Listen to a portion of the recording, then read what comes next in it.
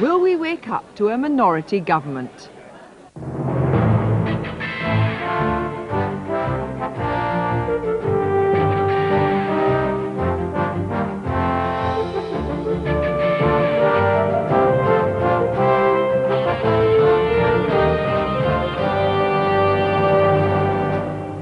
Good evening. Wirral South was the last chance saloon for a Tory victory before the general election. All the signs point in the other direction. After what appears to have been a good turnout, they've just started to count the ballot papers. We'll be hearing shortly from our reporter who's in the thick of it. While here, Peter Snow puts all the coordinates into his Wark Factor 6 computer. Well, as Mr Major's battle bus rattles on, his blue Conservative battle bus rattles on towards the general election, he, like all Prime Ministers, will be expecting a final plunge, a drop in the share of his vote in this last-minute by-election. But will he have the momentum to drop into that trough and manage to pull out of it and win the general election? And later, Stephen Dorrell, John Prescott and Menzies Campbell go through the by-election emotions. Also tonight, in his first major British television interview, the UN Secretary-General, Kofi Annan, talks about American pressure for reform, the failure of the Rwanda War Crimes Tribunal, and all those UN summits. And never before has a sheep sent such shockwaves round the world. Now there's confusion over whether a legal loophole could allow a human equivalent. I'll be asking the Science Minister and an expert in medical ethics whether science is outstripping government policy. First, at the Wirral count, there's a sea of ballot papers. We can see now the countings going on under the watchful eyes of the candidates and their party apparatchiks. We see all the ballot papers there, and the scrutineers very, very close to the tables, watching every single ballot paper. But what's already clear is that no matter what happens on Merseyside, a May the 1st election looks like a racing certainty. In a move cynics say is designed to ensure no early ambushes, the government today reactivated the Northern Ireland Grand Committee in response to unionist demands. Also, Labour's Chief Whip Donald Dewar said this evening Labour won't call a vote of confidence in the event of a Tory defeat in the Wirral. Today, though, on Merseyside, after 3 weeks of saturation political bombing, the voters have finally been able to put their cross on the ballot paper and wave the campaign cavalcades goodbye. Michael Crick, a veteran of the by-election, is witnessing its climax. Michael. Well, the whole of this campaign, really, is about Conservative voters, or rather, those people who at the last election voted Conservative. For the Tories here, it's been a matter of shoring up that vote and making sure that their supporters get out to the polls today. And for Labour, it's been a case of trying to win over the disaffected Tories and get as many as possible to switch to them. At a primary school overlooking the Dee estuary, residents of Heswall village come to choose the last and briefest member of this parliament. Heswall is the most affluent part of Wirral South, and the number of defections we found this morning, quite apart from former Tories who didn't bother to vote at all today, suggests a Labour victory tonight. Can you tell us how you voted this morning? Yes, I voted Labour. Why is that? Because a blue rosette pulled into my space just as I was about to park. And you voted Labour on those grounds? That's correct. I don't think there's much to choose between them. I voted for Labour, actually. Do you always vote for them? Not usually, no. It's quite a different vote for me this morning. And what's made you change? Mainly the cuts in the education budgets to the Wirral. I've been involved with the health service and I'm appalled at what's happened to the health service. What made you change? The government's European policy. You prefer what Labour has to say about Europe? Yes, I do. The turnout at this polling station does seem surprisingly brisk this morning, especially considering that the poor voters here, in about 9 weeks' time, possibly sooner, are all going to have to come back and do it all over again. And shake your hand, Ben. Wish you all the best. Very much. Let's hope you win today, Ben. We will do. Let's hope you do. For the Labour candidate, Ben Chapman, it's not just a matter of whether he wins tonight, he seems pretty confident of that, but whether his majority is big enough to have a hope of holding this seat at the general election. What must worry Labour's national strategists is the number of Tories we met who'd considered switching, but didn't. Some viewers might think you were Conservatives. Is that a good guess? Well, I'd like to keep that a secret. What about you? You're going to Comment. Same comment. Did you think about switching to anybody else? Yes, we did do. Well, I did do. What made you stick with your choice? Well, better the devil you know than the devil you don't. Well, the thing that really put me off Labour was the fact that they might put VAT on school fees and my children's independent school, so that was the real crux of the thing. Labour keep changing their minds. I was interested in them, but they kept having different ideas, changing their policies, and you end up not knowing what to believe. Support for the Liberal Democrat, Flo Klukas, looks like being badly squeezed by the big two parties. But then third-party votes often are in by-elections. The Conservatives have always said that whatever happens tonight, Les Byram will be the MP here by the end of May. That must be doubtful. Some voters certainly have exercised a one-off protest vote, but their numbers seem far fewer than in past by-elections. I voted Conservative in the past and I haven't voted Conservative today. What's made you change? Disillusionment. What about the general election? Will you still be disillusioned, do you think? Undecided. So they could get your vote back at the general election, could they? They may do. The most eccentric candidate of this contest, Tony Samuelson, today began dismantling the treehouse where he's been protesting for the past few days about the government making money from tobacco companies. It may be some consolation to the Conservatives to know that he too will probably vote for them come the general election. Another minor candidate, Richard North of the UK Independence Party, may yet overturn the whole result tonight, with his complaint to the police, based on Newsnight's report on Tuesday, that the two major parties have exceeded the legal expense limits. The crunch here is we are talking about people being elected to Parliament. When they're in Parliament, they are the lawmakers. So we have a situation here of the lawmakers apparently content to break the law.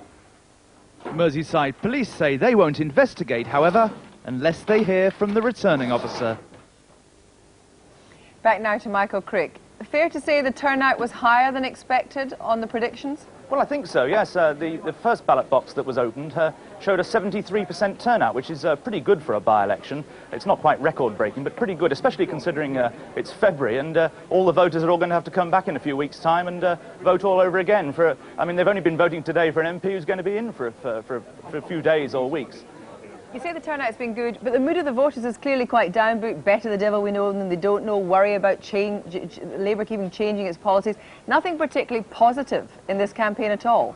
Well, I think that there is that. I mean, a lot of people were saying to me on the outside polling stations today that, you know, they couldn't tell the difference between the two parties. It didn't really matter which one they voted for, which isn't something that one's always heard in the past. Do you think, in the end of the day, the voters are just heaving a great sigh of relief that it's all over, and at least they've got some respite until the general election? I think so. I mean, the number of telephone calls that many of the voters here have been getting, the enormous amounts of direct mail and leaflets through the door, they really have been of record-breaking proportions compared with even previous by-elections where there's been intensity of activity. Although, having said that, if you actually tell the voters you're definitely voting one way or another, they often ignore you, and the parties increasingly these days concentrate on the people in the middle, the people who express people who don't knows or express some doubt about how they're going to vote. But do you think generally the votes are very soft?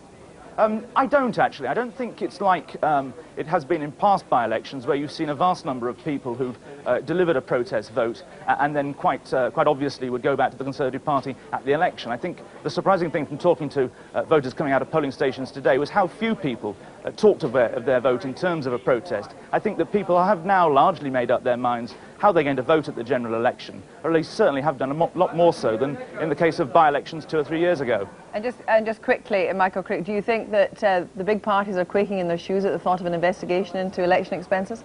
I think I think basically it'll all be overtaken by the general election. I don't think that they are worried about that. The police say it's a matter for the returning officer. The returning officer will look into it, and of course, by the time anything happens, we'll have had another election here. More than 6,000. It was the Conservatives' 131st most marginal seat.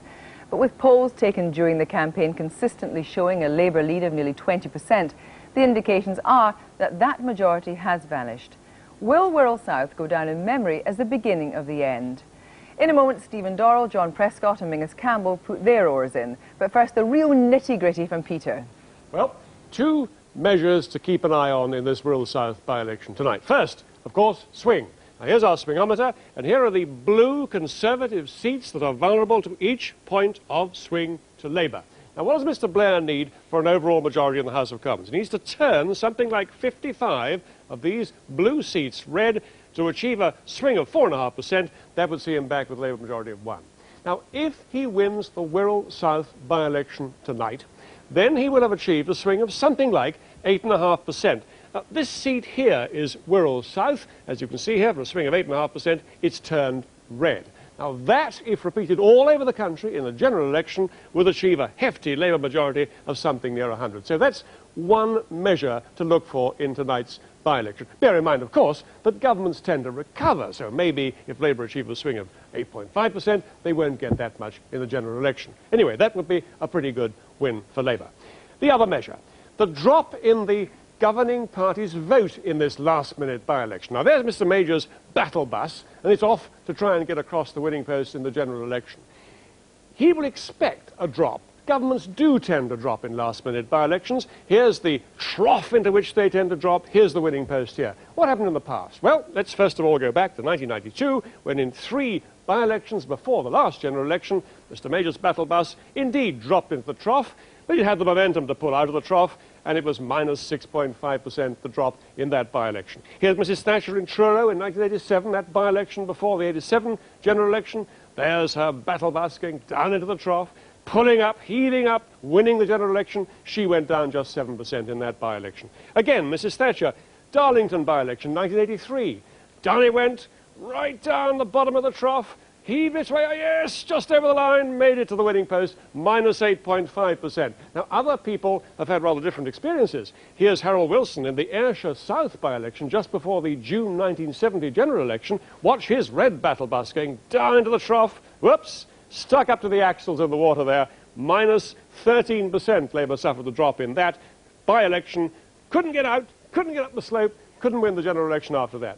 Now, here we have Ted Heath, 1974, 4 by-elections, just before the February 74 general election.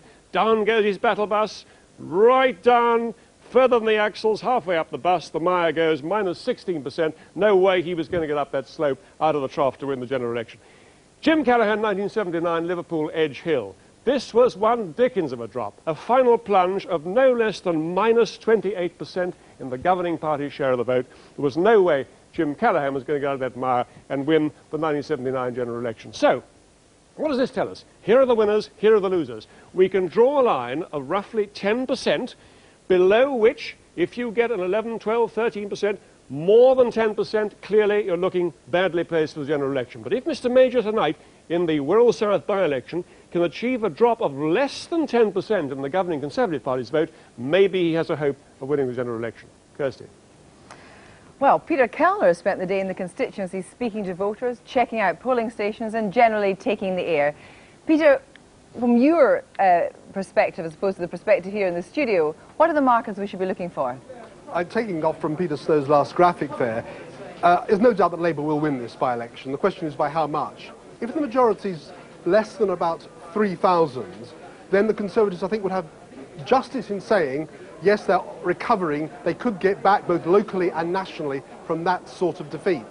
But if Labour's majority is above 5,000, then we're very much into the territory where last-minute by-elections have led to the defeat of the government of the day. And tell me, what have you been gauging about the enthusiasm of the voters, or the enthusiasm in this campaign? You've been around 8 polling stations today. What I found, Kirsty, is going around these polling stations is that on my straw poll, something like a quarter of the people I spoke to who voted Conservative in 1992 are now saying they're voting for somebody else, almost entirely, but not wholly entirely, Labour. But when you ask them why, they, all of them, to a person, give an answer in terms of wanting to get rid of this government. They've been in power too long, they've broken too many promises, they want to see the back of them, John Major isn't as strong as Margaret Thatcher, reasons like that. Not one single person that I spoke to said anything positive about their hopes for a Labour government.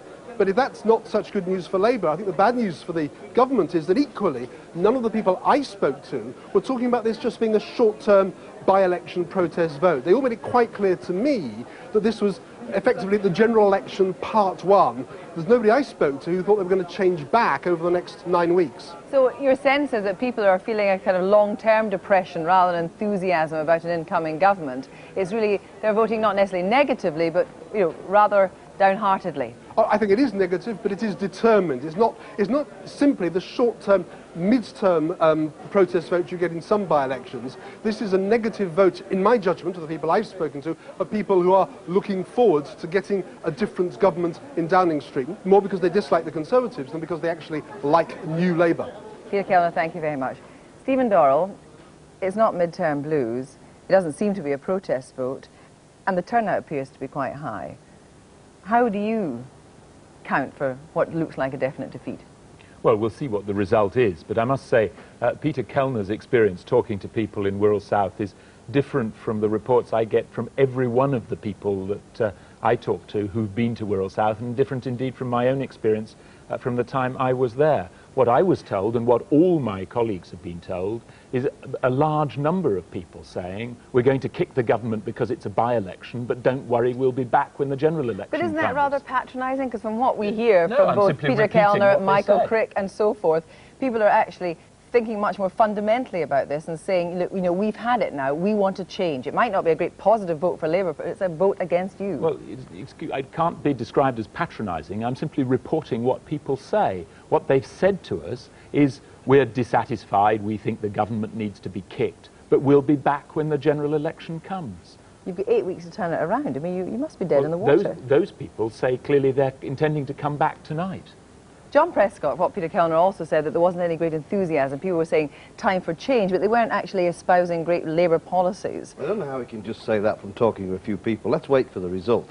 But it's quite clear there's going to be a Labour MP for this area, and I think in the analysis that was given by Peter before, there's never been an election so near to the general election, within weeks of a general election. That slope he pointed to, we're on it, and it's not improving for them. And therefore, I think it'll be a very good result for Labour. But Stephen Dorrell has always wheeled out on these impossible occasions. Welcome again. As you are. And, well, I've always been on the winning side, actually. When I come inside, I don't mind. He said, in the election, this thing will make this by-election different from other elections of this Parliament, is that we're going to win. Does he still believe it? Well, we'll see what the result is going to be, John, but we've both been up there fighting a by-election. But what we both agree about is that it is a by-election, the general election, the real election is still to come. But also, you're not the only ones who've been up there fighting. Menzies Campbell, you've been up there fighting, but it's been the classic squeeze. Well, if there's a long-running show, I must say, I don't know which is Laurel and which is Hardy. But one thing is certain, we got 13% in the general election here. We were never likely to win this seat. And if our vote holds up, that will be a very considerable result for us. Remember this, if the government loses this, it will have lost every by-election in this Parliament. That has never happened in the past to any government. And I believe it's a reflection of the anecdotal evidence that we just heard from Peter Kellner, that people are determined to turn the government out. When you look at some of the policies that were actually discussed in this election, Liberal Democrats have a particular take on education. It looked, though, where was the big difference between the Tories and Labour in education? It looks as if Labour were trimming all the way in order to get that middle-class vote.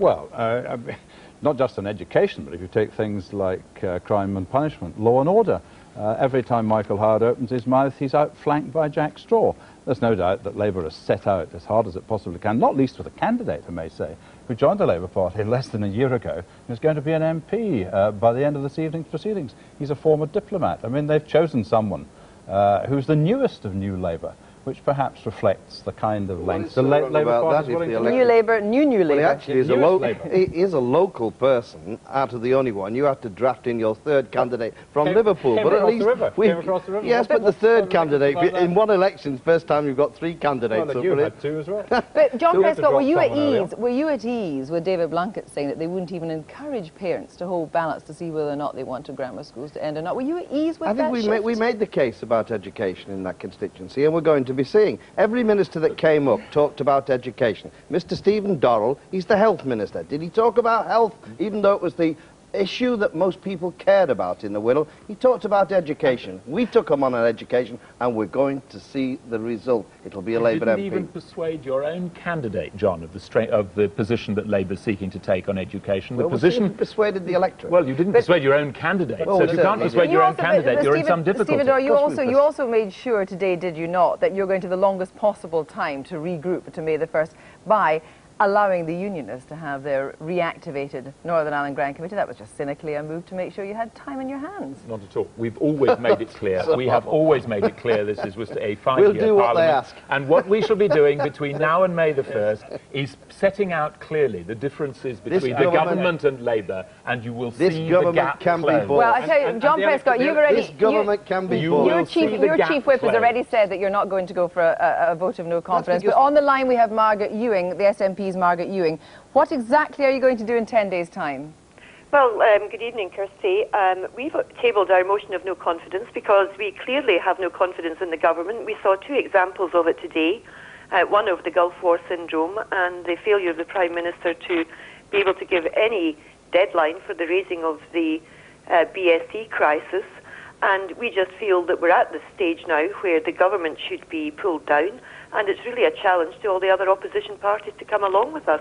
They keep saying they want a general election, but they don't seem to be prepared to do anything about it. But look at the arithmetic, look at the arithmetic. Of course we look at the arithmetic, but I just wonder if John Prescott is actually prepared. I mean, we've had the Labour Party tried last week, very unsuccessfully, to have what they thought would be inevitably lead to a motion of no confidence over the BSE thing. They handled that extremely badly.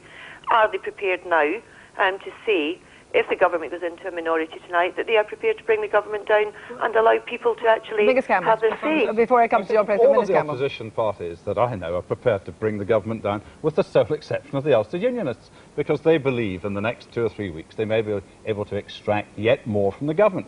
Just wait, the electricity interconnector between the south of Scotland and Ulster will once again rear its head. Are we going to an electricity interconnection before the election? What we shall have between now and the election is a clear argument about the issues between the government and Labour. You see, Gordon Brown is committing himself to bringing in a budget after the election. Now, will he tell the election? I think it's actually fundamental to the election. That's getting off it. A budget promised after the election. Why won't you tell people what will be in that budget? Wait a minute. Why won't John Prescott tell the people because he doesn't know what will be in that budget? Stephen Dorrell, is there going to be another announcement or not about the Ulster Unionists before the election? Can you guarantee there won't be? Well, of course I'm not going to guarantee that the Northern Ireland Secretary won't make any announcements about Northern Ireland between now and the general election. That would be an absurd thing to say. Something favourable to the Ulster Unionists? Something more they want? The government will continue to govern Northern Ireland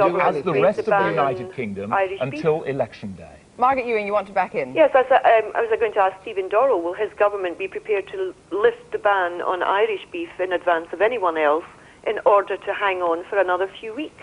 Well, my colleague Douglas Hogg has set out very clearly his commitment to continue to argue for all British beef to be allowed to be exported because it is a safe product.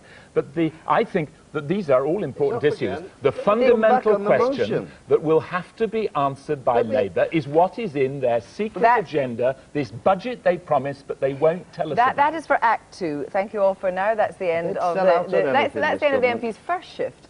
But you'll all be back later in the by-election special on BBC One when we'll have the result from Wirral South. It starts at 20 past midnight.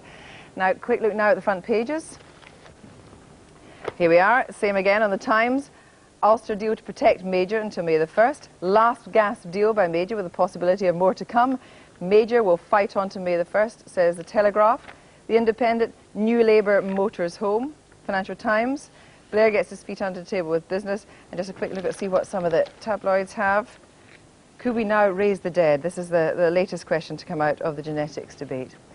And just before we go, a spot of happy news for this programme. Newsnight has won in 2 categories at the Royal Television Society Awards announced in London a short time ago.